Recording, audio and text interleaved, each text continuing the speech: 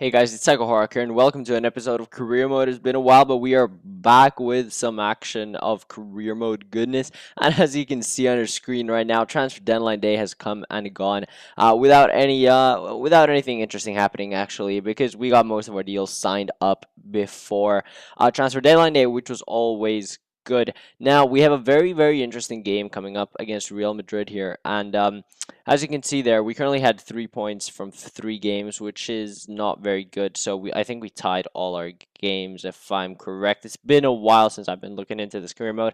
I've actually been playing a lot. I just haven't been bothered to edit it up and upload it for you guys. So I do apologize, and I will be making an update video on kind of why my channel hasn't been doing well, it hasn't been doing, as regularly as and as well as it has before. So just look forward to that. It's going to explain a lot of things, but we're not going to talk about that right now. We're going to talk about Nacho Casillas here.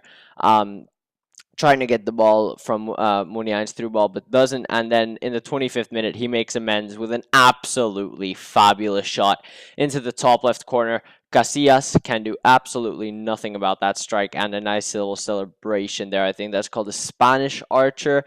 Don't quote me on that though. And that was a really nice call with a little fake shot, which wasn't even necessary after he got him past the player, but it gave him some space and a really nice finish into the top corner. Gave us the 1-0 lead, and then this is absolutely beautiful play as Casillas plays it to Lukaku, who leaves the ball through his feet into Casemiro, and Casemiro just slots in an absolutely world-class finish. It's like he was a striker. Look at this, Casillas, Lukaku. I just see Casemiro coming through there. I think, why not just give him a chance, because Lukaku has nowhere to go, and Casemiro absolutely unleashes his pace onto that ball and slots it into the bottom corner, and that gives us a 2-0 win over Real Madrid, which was absolutely fantastic. And Butland there getting a 10.0 match rating, man of the match, obviously. So that was very fun to see. But there you guys can see my EuroLeague group. I'm actually in a tough group. I have Motherwell, Dynamo, Moscow, or Moskva, but Moscow, and then Lille.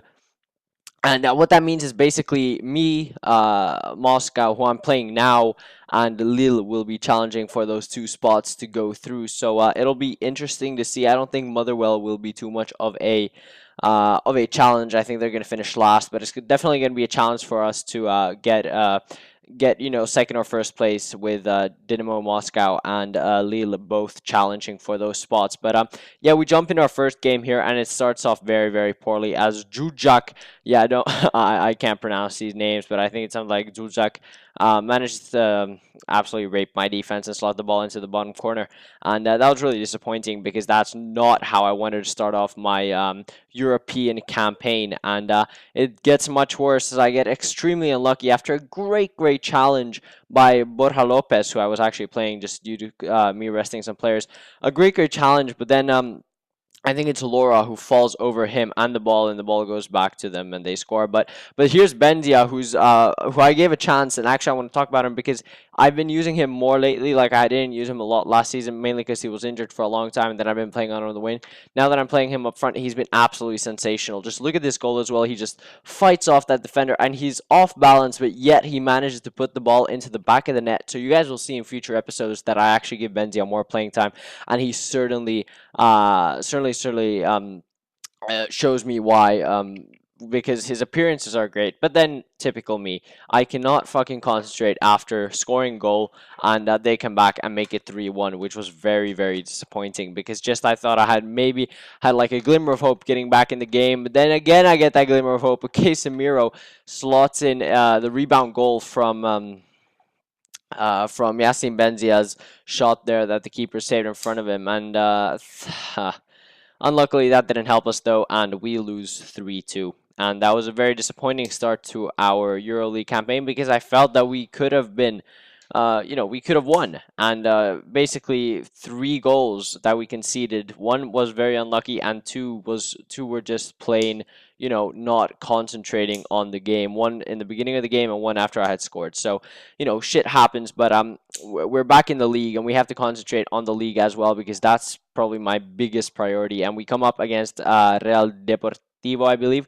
Yes, indeed. And So this was a game that we were looking to bounce back, and you can see I fast forward with this, and that usually means we score early, which we do as Kanea plays the ball to Lukaku, who takes a shot, and it gets saved by the keeper, and then Malangu managed the short defensive midfielder I have manages to out jump their center back and head in the rebound, which was really nice, and I was happy, and that was a really good start. After a disappointing result, it's always good to score early, and there you guys can see that the defenders don't react in time, and he jumps up high and early to head that into the corner of the net, and the keeper has no chance on saving that rebound because he's off balance and all that kind of shenanigans. And anyway, that was really good to go 1-0 up, and I was excited, but they managed to pull one back here, as that's that's a fabulous goal by Riki. That's all I can say. A great cross, and he just absolutely outmuscles and outruns my defender to get in front of him, and a beautiful header into the back of the net made that a very nice goal. And then I'm desperate. I'm looking for the win here, as I brought him on the pitch, plays the ball to Lukaku. Lukaku takes a great touch, and he slots in the finish with his right foot into the bottom right-hand corner. And oh my god, I was so happy when that went in. I thought, finally, we get some scripting on our side. But wait, sorry. It's not scripting, guys. 88th minute. It's all pure skill, as we go 2-1 up and give ourselves the win with the Lukaku winning goal. And I just want to say a little bit about Lukaku, that while he has been very prolific, he was so extremely prolific last season, this season he hasn't been that special for me. But there you guys can see Yassine Benzia. I wanted to let you know that I'm a bit worried, speculation that I want to play more, and yeah, but he will play more.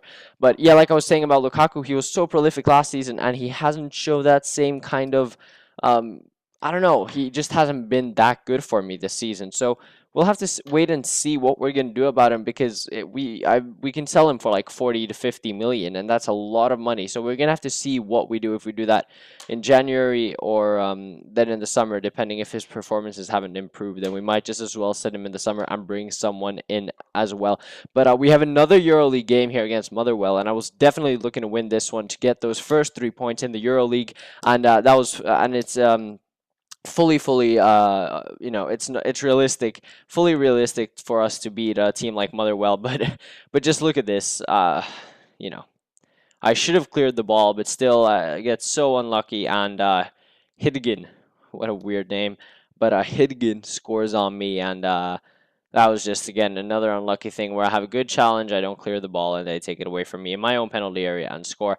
And again here, Zuma is just totally out of position, and Oyama, the Estonian, scores after a great pass from Higden again. But I don't know, if you look at Zuma's positioning in this goal, it was absolutely diabolical, and I think it's me that pulled him out of there. There you can see he just runs to Hidgen when it should be Luis Eduardo running to Hidgen, which basically is the reason why we conceded that goal. But we were not to be put down. I wanted this win. I wanted at least 1 point, as Casemiro plays the ball to Lukaku, and after a shot that looked extremely weird, the keeper doesn't manage to get onto it, and Lukaku scores the 2-1 goal.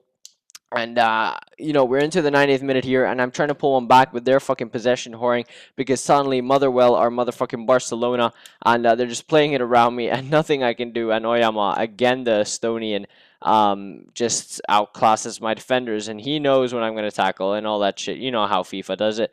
So that was extremely disappointing. But that's going to draw us to the end of an episode, so a little bit disappointing episode. But again, the win against Real Madrid, and 2 wins in the league, so that was really good. So yeah, it's exciting. So yeah, I hope you guys like this episode. If you have, please leave a like. It helps so much. Every single like is extremely appreciated. Also, if you're new to the channel, be sure to subscribe. And I hope you all have a very nice Tuesday, and I'll see you next time. Bye bye.